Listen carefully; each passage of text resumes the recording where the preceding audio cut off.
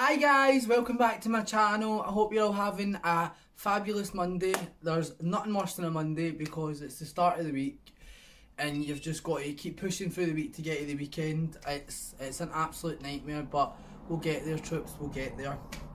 So today I wanted to do another conspiracy theory video, and I wanted to talk about a few different conspiracy theories, but the one that I want to kind of focus on, because there's a few of them, is Princess Diana conspiracy theories, because there's quite a few of them and they're quite interesting. As I says, if you want to know any more about these conspiracy theories, you can Google it. There's other YouTube videos, there's stuff on the internet. Don't take what I say as Bible. And if you want to learn more or go more in depth to the information, look it up. There's so much stuff all over the internet. So we'll just get stuck right in. We'll just get stuck right in. So the first, I want to talk about Princess Diana. Anybody obviously that lives in Britain probably knows who the royal family are. And Princess Diana, she obviously passed away in 1997 under horrific circumstances. So Princess Diana was born to the noble Spencer family. The Spencer family are a noble family. They've all got titles such as Lady, Lord, Duke, Earl. They're very, very wealthy. They were very friendly with the royal family. Their family go back years and years with the royal family. The Spencers and the royal family were friends going back generations, and Princess Diana's aunties and cousins were ladies in waiting, so very, very close. And Princess Diana was brought up on the estate near Sandringham, or her family, the Spencers, had an estate. An estate's just a big mansion with country, fields and stuff like that.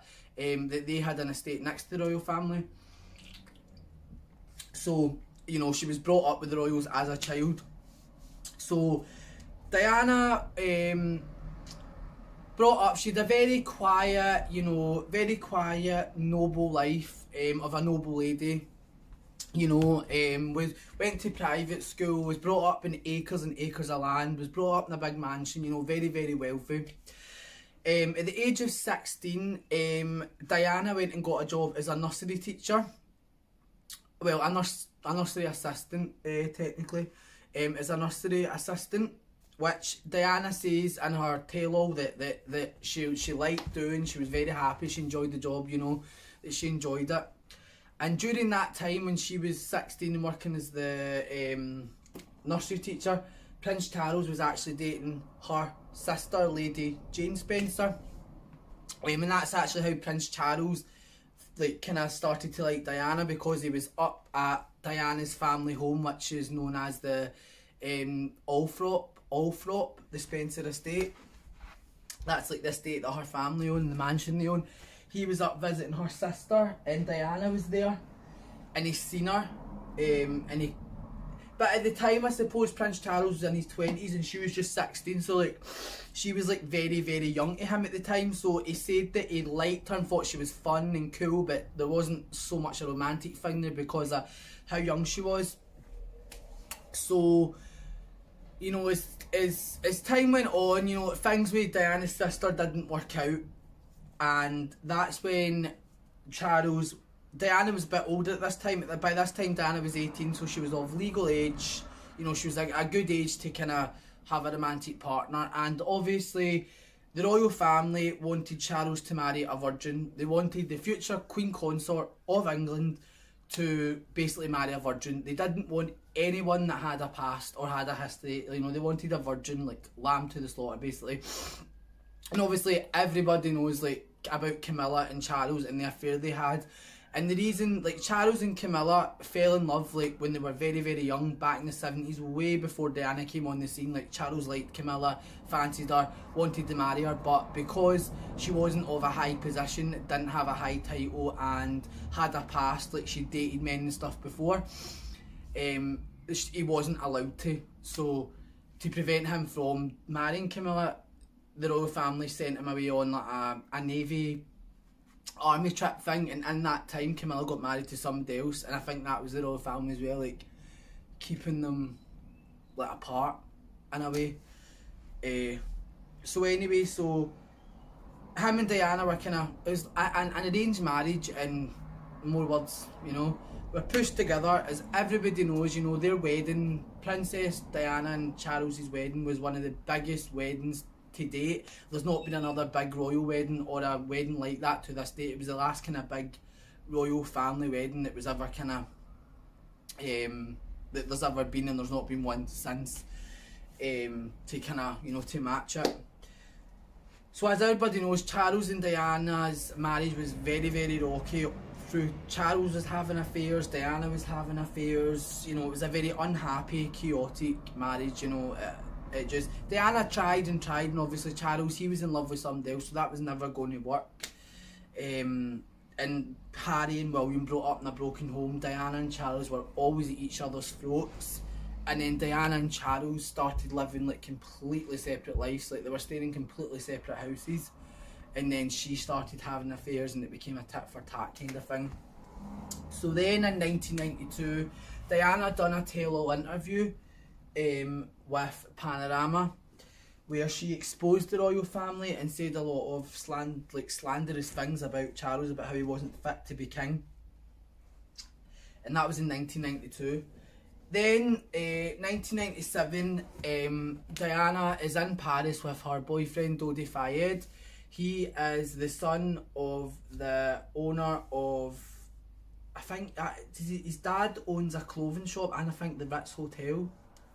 So, very, very wealthy millionaire. So, Diana was going out with him, you know, this is in late July 1997. She's pictured with him, she's pictures on his boat, those iconic pictures on Dodi Fayed's boat. If you Google those pictures, you'll see them, they're excuse my swearing, they're absolutely iconic. So you'll see them, like these photos are plastered all over the newspaper. So then August the 1st, Diana and Dodi are out for dinner at Dodi's dad's hotel, the Ritz.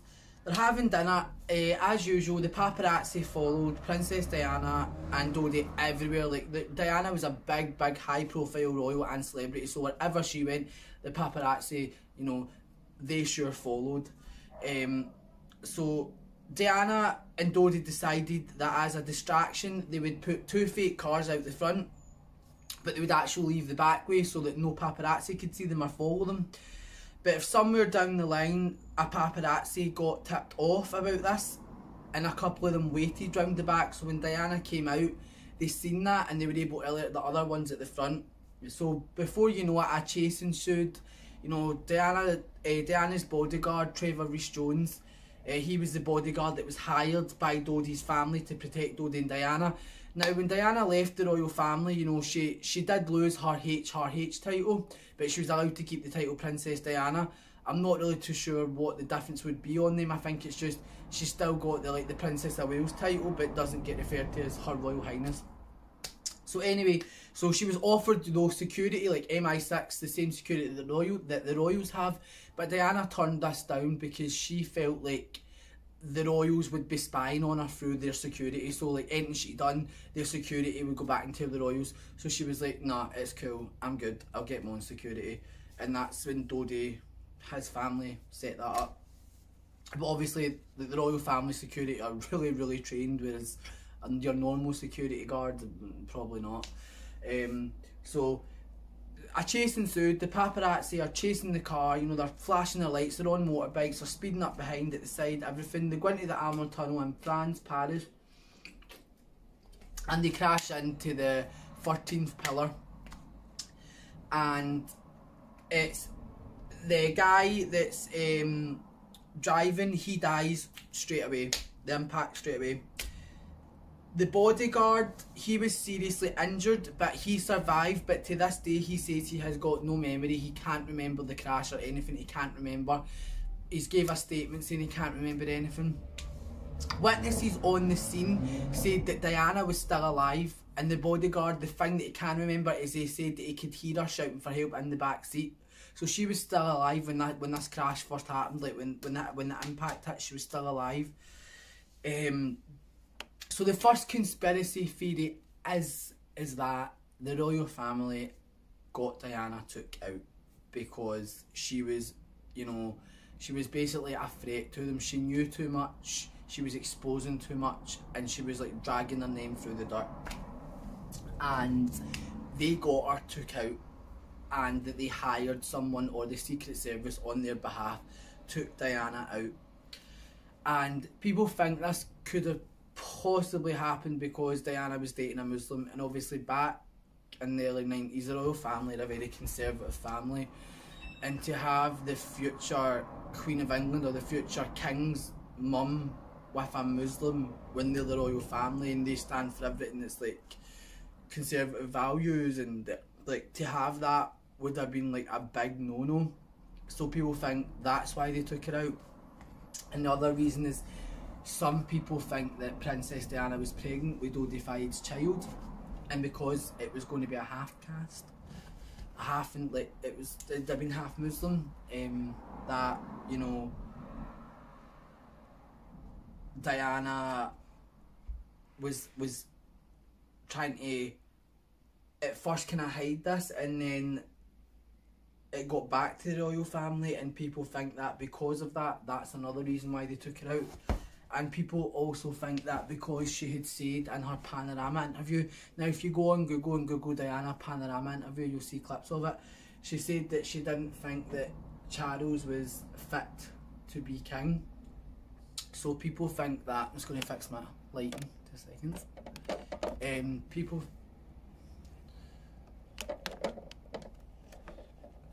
People think that that's another reason why, because she questioned his ability to be king. And back in the day, if you done that, you'd get your head chopped off.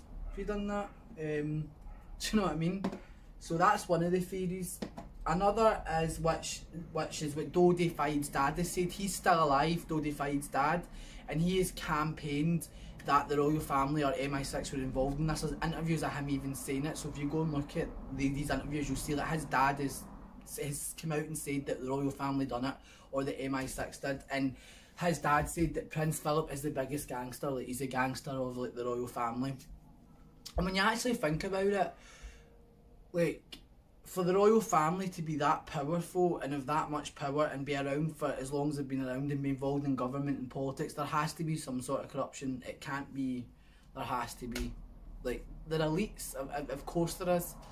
So people think that's one of the reasons as well.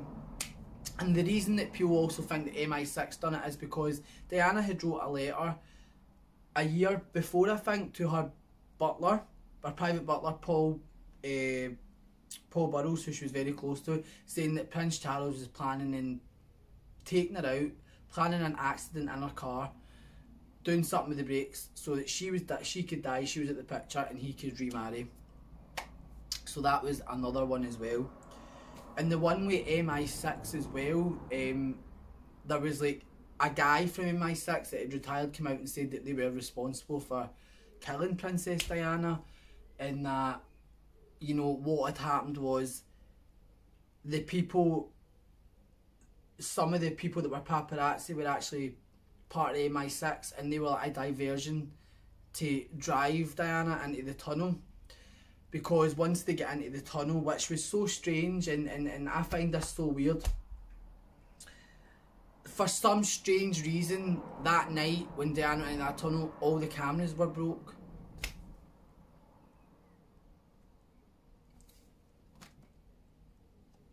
Really? Girl, I ain't got time for that. So these cameras that work every day of the week, every night of the week, suddenly the one day that they could have been useful, they're all turned off and not working. Weird. And obviously from the bodyguard saying that Diana was still alive in the back of the car, and then she that's weird as well. So they think that they've done this way, using people to drive them into the tunnel, knowing that there's a good chance they'll crash in the tunnel, because a tunnel's two walls, a wall and a wall. If you swerve, you're going to crash into something, basically. And they think that the way they done this was by using a light. So someone's in the tunnel and they shine a light at the drive, so they can't see and crash. And that is a tactic that MI6 and Secret Services use. That is a way of doing it. If you Google that, you'll see that as well. They think that that's how it was done, and they think that the ambulance that came, because this is another weird thing, the ambulance took 20 minutes to get to a hospital that was like 8 minutes away. They took 20 minutes to get there, and they stopped for 30 minutes. No, sorry, not 30 minutes. They stopped for like, no, I'm saying 30 minutes. Sorry, 15 minutes. They stopped for 15 minutes when the hospital was like 2 seconds away. Like, why do that? And then by the time she gets to the hospital, she's dead. But when she left, the accident was in the ambulance, she was alive. And then the ambulance stopped for 15 minutes and she dies and she's dead. So people think that MI6 were disguised as ambulance and came out, injected her with something cause she wasn't dead from the crash, and took her out, hoping that by the time they got to the hospital she would be dead. And it's strange as well because they embalmed her straight away, and that's where the theory about her possibly being pregnant comes into, because they embalmed her very, very quickly, and the people weren't allowed to give her an autopsy. They said that a private guy to do an autopsy came in, and everybody was asked to leave, and nobody was allowed to see the body or anything like that. So I think that is very, very, very strange. It's very weird why they would do that straight away, and why the ambulance stopped for that length of time when the hospital was right there. Why they would stop.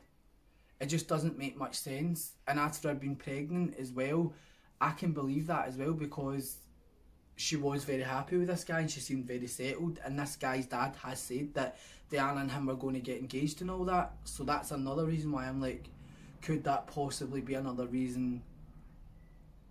Could that be what it was? There was so many theories, but the theories all linked together. It all pinpoints to one thing, regardless of why people think she was killed or took out. Everybody still thinks she was took out. It's just for all different reasons. So I definitely think that there's a good possibility that is possible. And the last conspiracy theory is that Diana was took out in an Illuminati elite bloodline ritual.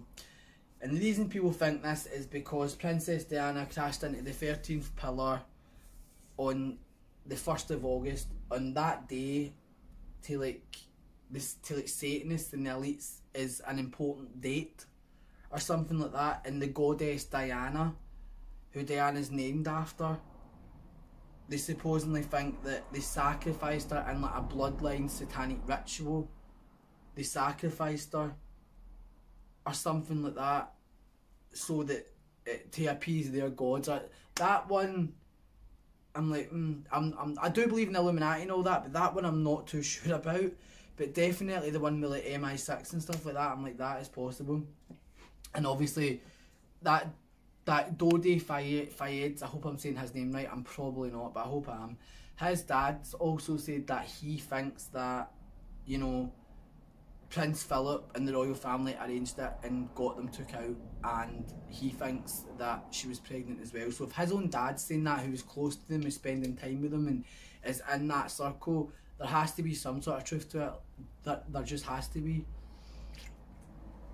And there was like an investigation and all that into their death, but it came back that the driver had alcohol in his system. But everyone that's seen the driver that night in the hotel before he got into the car and spoke to them said he was completely sober. That he didn't seem drunk, he didn't seem like he was intoxicated or anything like that. But then when they done his blood reports, it came back he had a high alcohol intake. But another theory is that the MI6 and stuff like that can inject you with stuff to make it appear that way, so that is another possibility. But as I said, if you Google this kind of stuff, you can dive into it and get more information.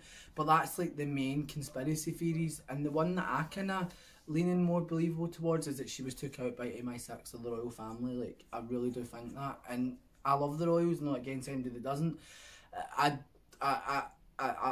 For the outside they appear great, inside, you know, you don't really know. I mean, Prince Harry even said once as well that, you know, he sees what goes on behind the curtain and it's not great. And Diana had said that as well. But it's sad, you know, she was an icon and she's done a lot for charity. Oh, sorry, before I finish the video, another conspiracy theory was because she was doing a lot of work for landmines, people think that the government and MI6 took her out because of that, and they think she was about to go on and do something to do with Palestinians, like go over and start fighting and you know, bringing awareness to that and helping that cause. And obviously that is another big no-no if you're a member of the British royal family. So that's another 2 reasons why people think she could have been took out. But as I say, you can read more into this, and if I've got anything wrong, comment, correct me. I don't think I did, because I've watched so much stuff about this and I'm obsessed. So I don't think I did, but you know, if I have, correct me. And as I said, you can find more information online. So I hope you guys enjoyed this video. I hope you guys enjoy the rest of your night. I hope you have a good week. Stay gorgeous. If there's any other conspiracy theories or videos you'd like to see me do, please comment below. I'll also drop my other socials below that you can get me on. If you liked this video, don't forget to like and subscribe, and stay tuned for our next one. Thanks, bye.